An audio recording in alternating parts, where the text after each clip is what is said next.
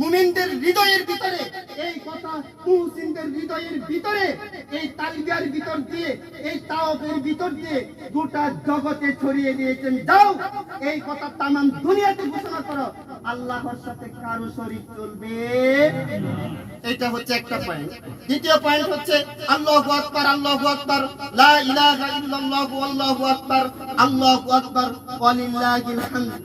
আল্লাহ সর্বোচ্চ, আল্লাহ সবচেয়ে বড়, আল্লাহর প্রশংসা সবথেকে বেশি হবে।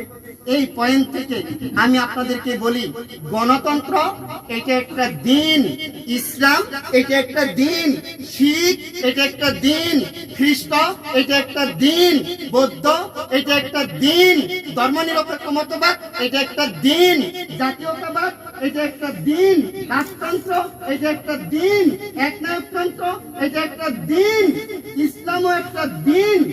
আমাকে আপনাকে মুসলিম হতে হবে ইসলাম অ্যাকসেপ্ট করে। আর আপনি যদি গণতন্ত্র অ্যাকসেপ্ট করেন তাহলে মুসলিম হওয়া যাবে না।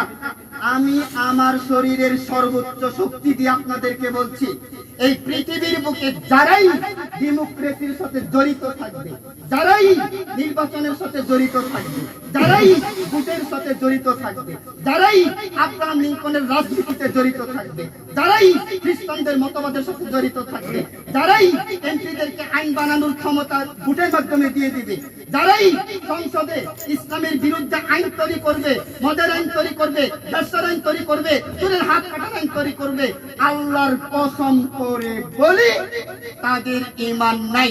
আবার আমি বলছি, আল্লাহর কসম করে বলি তাদের ঈমান নাই। আবার বলছি, আল্লাহর কসম করে বলি তাদের ঈমান নাই।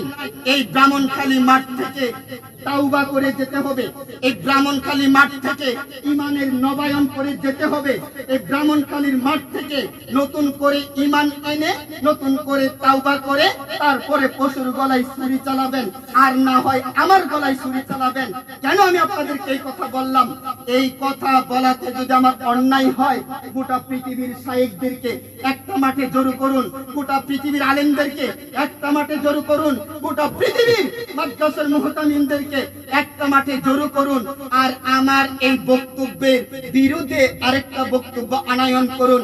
এরপরে পৃথিবীর ডক্টররা যেই সিদ্ধান্ত নেবে আলহামদুলিল্লাহ বলে আমি মেনে নেব। যেই আইন আল্লাহর বিরুদ্ধে তৈরি হয়েছে, যে আইনের মাধ্যমে রাসূলকে গালি দেয়, যে আইনের মাধ্যমে কাদিয়ানীকে নবুয়তের আসনে বসিয়ে রেখেছে, যে আইন দিয়ে মদ দিয়ে গোটা জাতির চরিত্র ধ্বংস করে দিয়েছে, যে আইন দিয়ে বেশ্যালয় তৈরি করে জাতির চরিত্র ধ্বংস করে দিয়েছে, যে শিক্ষা ব্যবস্থা দিয়ে আল্লাহর বিরুদ্ধে শিক্ষা অবস্থান করেছে, যে এমপিরা রীতিমতো আল্লাহর বিরুদ্ধে অবস্থান করে, যেই মূর্খরা সমাজ পরিচালনা করে, যেই মূর্খরা ইউনিয়ন পরিচালনা করে, যেই মূর্খরা থানা পরিচালনা করে, যেই মূর্খরা জেলা পরিচালনা করে, যেই মূর্খরা রাষ্ট্র পরিচালনা করে, তাদের সাথে জড়িত থেকে কুরবানি দিয়ে তালবিয়া পড়ে জান্নাত পাওয়ার আশা করবেন না, টোটালি না। এই মাঠ থেকে তাওবা করবেন, এটা আমার পহেলা দাবি। এরপরে হচ্ছে নতুন করে ঈমান আনয়ন করবেন। গণতন্ত্র একটা কুফরি মতবাদ। এই পৃথিবীতে প্রত্যেকটা নবীকে পাঠিয়েছিল তাগুত বিরুদ্ধে দাওয়াত দেওয়ার জন্য এবং আল্লাহর জমিনে আল্লাহর আইন বাস্তবায়ন করার জন্য। আপনি যদি মেম্বারকে ক্ষমতা দিয়ে দেন, মেম্বার সালাত প্রতিষ্ঠা করে না, মেম্বার এই সালাত প্রতিষ্ঠা করে না, তারা পর্দার আইন তৈরি করে না। যদি এক একটা চেয়ারম্যান যদি পর্দার আইন তৈরি করতো, নামাজের আইন তৈরি করতো, এরকম ভাবে বিড়ি সিগারেট বন্ধ করতো, তাহলে আমাদের মতো হুজুররা বলাবাজি করার দরকার নাই।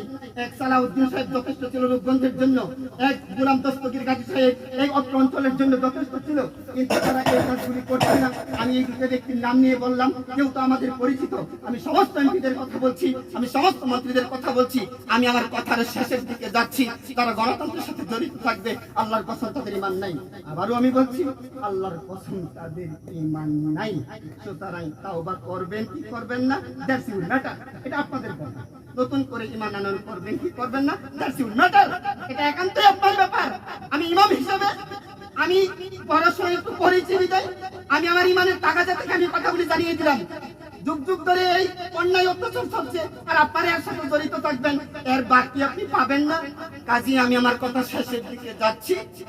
সম্মানিত ডক্টর রইসুদ্দিন সাহেব আছে, তো ওনার উপস্থিতিতে আমি এই কথাগুলি বললাম। আগে সর্বপ্রথম বলবেন আজ থেকে আমি আর ভোট কেন্দ্রিক জড়িত থাকবো না, আমি আমার পরিবারগুলিকে বাঁচাবো, আপনাদের গলায় কেউ ফাঁস দিবে না, ফাঁস দিলে আমাদের গলায় দিবে। আপনাদেরকে কেউ জঙ্গি বলবে না, জঙ্গি বললে আমাকে বলবে। কেন? আমি জাতির উদ্দেশ্যে কথা বলছি। আপনাদের কষ্ট হবে না, আপনারা আপনাদের পরিবারে বেঁচে যান, আগুন থেকে বেঁচে যান, অনন্ত অসীমকালের দাও দাও করে জ্বলে ওঠা আগুন থেকে বেঁচে যান। আমি না হয় 50 বছর জেলে গিয়া আমি পচলাম, কোনো আপত্তি নাই। আমি এক ব্যক্তি পচলাম, এই ব্রাহ্মণখালীর সমস্ত মানুষ বেঁচে গেল। আল্লাহ যদি এই উদ্দেশ্যে বলে আব্দুল মুমিন আমি তোরেও মাফ করে দিলাম, সেটাই আমার পাওনা। আল্লাহ আমাদেরকে বোঝার এবং আমল করা তৌফিক দান করুন, বলি আমিন। আমরা কি এই কুফরি মতবাদের সাথে জড়িত থাকবো? সবাই বলেন থাকবো। আজ থেকে তালাক দিতে হবে গণতন্ত্রকে, আজ থেকে ফরম্যাট করতে হবে। জিন্দেগিতে ভোট কেন্দ্রে যাবেন না, আল্লাহর কসম। জিন্দেগিতে নির্বাচন পদ্ধতিতে যাবেন না, আল্লাহর কসম। এটা ছলে বলে কৌশলে জাতির উপর চাপিয়ে দেওয়া হয়েছে। আবারও আমি বললাম যাবেন না। যদি যান কিয়ামতের দিন বলবেন হুজুর জানাইছিল, আমরা তো মেম্বার হওয়ার লোভে, পদের লোভে, ইউনিয়নের পদের লোভে, জেলা ভিত্তিক পদের লোভে, রাজনীতির লোভে আমরা তো এগুলি ছাড়তে পারি নাই। লানা আমালুনা ওয়ালাকুম আমালুকুম, আপনাদের কাজ আপনাদের, আমার কাজ আমাদের। আল্লাহ আমাদেরকে আবারও ক্ষমা করুন, বলি আমিন। আমার সাথে আবার করুন, আমার সাথে করুন আস্তাগফিরুল্লাহ আস্তাগফিরুল্লাহ রব্বি রব্বি মিন কুল্লি যামবি যামবি ওয়া আতুবু ওয়া আতুবু ইলাইহি। ইলাইহি। আল্লাহ ক্ষমা চাচ্ছি, ক্ষমা চাচ্ছি। আস্তাগফিরুল্লাহ আল্লাযী, ওই আল্লাহর কাছে ক্ষমা চাচ্ছি। লা ইলাহা, লা ইলাহা যিনি ছাড়া কোনো ইলাহা নেই। ইল্লাল্লাহ। লা ইলাহা ইল্লা হুয়াল হাইয়ুল কাইয়ুম, যিনি চিরস্থায়ী, যিনি চিরঞ্জীব।